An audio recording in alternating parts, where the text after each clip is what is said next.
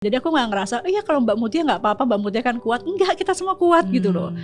Aku juga nggak kuat tiba-tiba begini gitu loh. Aku juga ada lemahnya gitu. Kita semua ada lemahnya lah. Apa asumsi tersalah yang orang pernah punya terhadap sosok Mutia Hafid? Aku soalnya nggak tahu orang asumsinya apa terhadap saya ya Mbak. Apa ya? Aku bingung. Mungkin kuat gitu. Apa aku bingung jadi karena aku nunjukin, sekarang aja aku nunjukin aku banyak nangisnya. Padahal orang ngerasa kuat. Jadi maksudku kuat itu bukan given gitu loh. Kuat itu sesuatu yang kita perjuangkan. Jadi aku nggak ngerasa, iya kalau Mbak Mutia nggak apa-apa, Mbak Mutia kan kuat. Enggak, kita semua kuat gitu loh. Aku juga nggak kuat tiba-tiba begini gitu loh. Aku juga ada lemahnya gitu. Kita semua ada lemahnya lah Mbak ya. Cuman orang tuh suka lupa gitu. Lihat Mbak Mary Riana, ternyata pasti kuat banget gitu. Terus dengan asumsi itu mereka expect kita kuat diapa-apain gitu. Dikasih tugas. Kalau kita kasih tugas saya semua gitu. Enggak.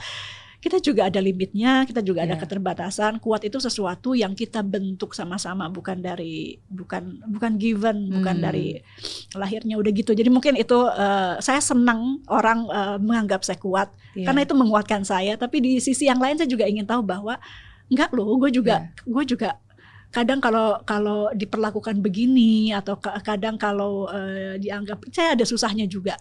Kayak yang hari ini saya lakukan tuh saya menunjukkan sisi bahwa saya juga ada pengen ceritanya, ada sedihnya gitu yang mungkin saya nggak mungkin tunjukkan di komisi gitu ya, karena kalau di komisi kan saya nggak mungkin memimpin dengan seperti ini. Jadi thank you again Mbak Mary for letting me menunjukkan sisi lain dari saya. Sama-sama. Ya, kita memang kuat tapi kita masih manusia. Iya, masih manusia. Juga punya perasaan. Jadi curhat.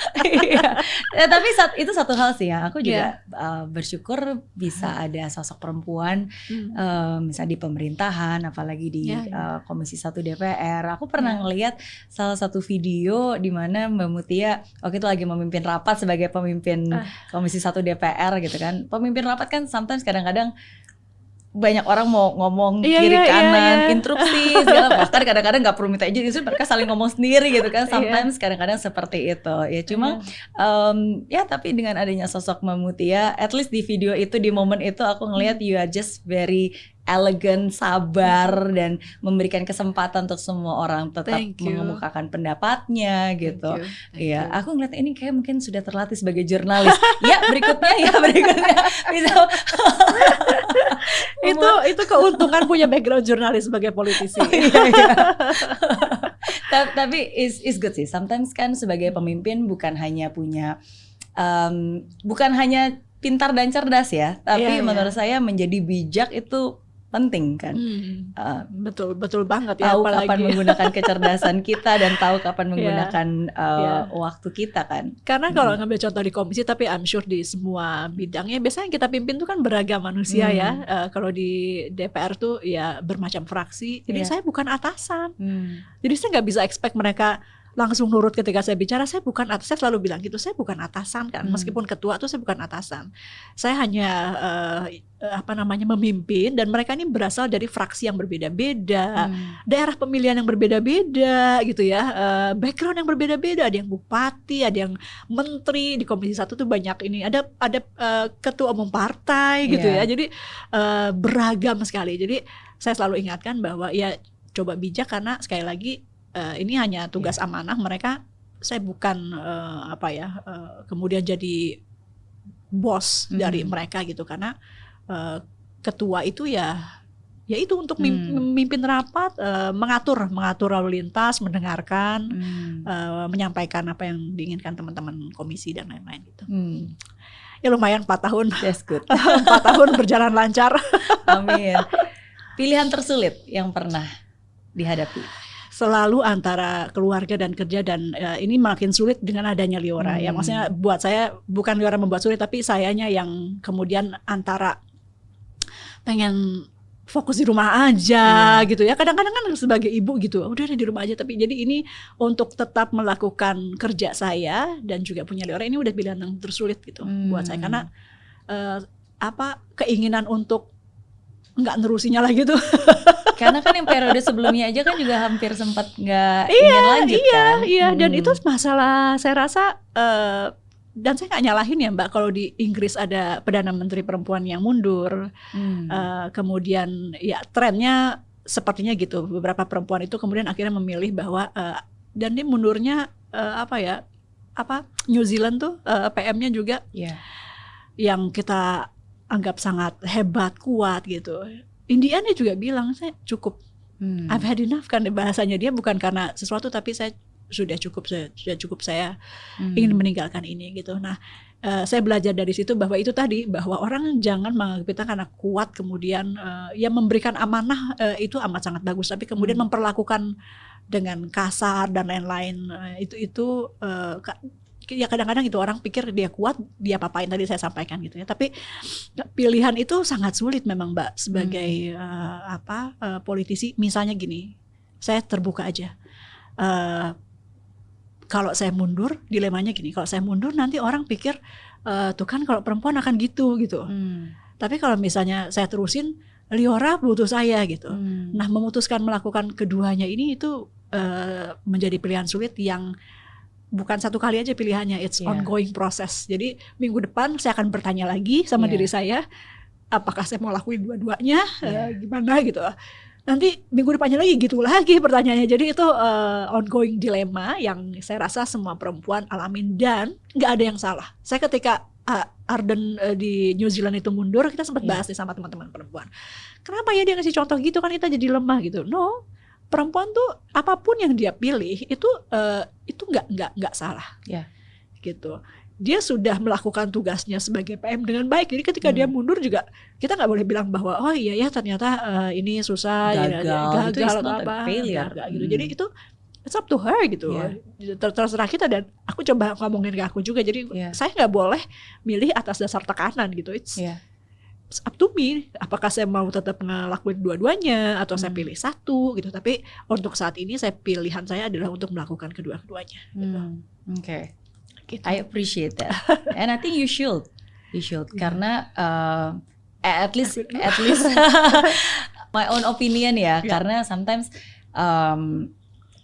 dengan adanya anak itu pasti mengubah hidup kita, mengubah prioritas dalam hidup kita juga, kita memberikan ruang gitu. Tapi bagaimanapun juga pada akhirnya we are still a human being with our own identity, dan dengan dengan prinsip sendiri, dengan purpose sendiri, dengan karya sendiri gitu. Jadi definitely itu something yang nggak akan pernah bisa tergantikan gitu. Jadi ini ngasih masukan buat aku nih. Thank you.